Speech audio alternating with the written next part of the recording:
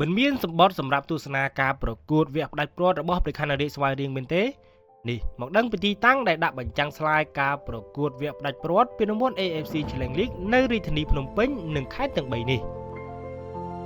ដើម្បីជាចំណែកចូលរួមគាំទ្រដល់ក្រុមកីឡាករបាល់ទាត់ព្រះខ័នរាជស្វាយរៀងតំណាងឲ្យកម្ពុជាក្នុងការប្រកួតវគ្គផ្ដាច់ព្រាត់ពានរង្វាន់ AFC Challenge League ជាមួយនឹងក្រុមបាល់ទាត់អាកាដាករបស់ប្រទេសទូមេនីស្ថាននៅថ្ងៃទី10ខែឧសភាខាងមុខនេះនៅវេលាម៉ោង 7 នាទីយប់នៅភូមិកីឡាដ្ឋានជាតិមរតកតេជោខណៈដែលនៅរាជធានីភ្នំពេញនិងខេត្តចំនួន3ដែលរួមមានស្វាយរៀងពោធិ៍សាត់និងកំពង់ចាមបានរៀបចំឲ្យមានការដាក់បញ្ចាំងស្លាយខ្នាតធំនៅតាមបរិវេណមួយចំនួនក្នុងភូមិសាស្ត្រផ្សេងៗគ្នាសម្រាប់បងប្អូនដែលនៅរាជធានីភ្នំពេញដែលមិនមានសម្បត្តិអាចមកទស្សនាការប្រកួតជុំគ្នាបានតាមរយៈការផ្សាយផ្ទាល់លើផ្ទាំង LED នៅសួនវឌ្ឍន Capital Lifestyle Park ចំណែកបងប្អូនដែលនៅខេត្តស្វាយរៀងបើយោងតាមការប្រកាសរបស់រដ្ឋបាលខេត្តស្វាយរៀងក្រោមការចង្អុលបង្ហាញរបស់ឯកឧត្តមពេញពោធិសាអភិបាលនៃគណៈអភិបាលខេត្តស្វាយរៀងបានរៀបចំបញ្ចាំងស្លាយពីការប្រកួតវគ្គផ្ដាច់ព្រាត់ពានរង្វាន់ AFC Challenge League នៅចំនួន3ទីតាំងរួមមាន LED នៅសួនច្បារមាត់ទន្លេវ៉ៃគោទូរទស្សន៍ LED ខាងមុខសន្តាគារវ៉ៃគោ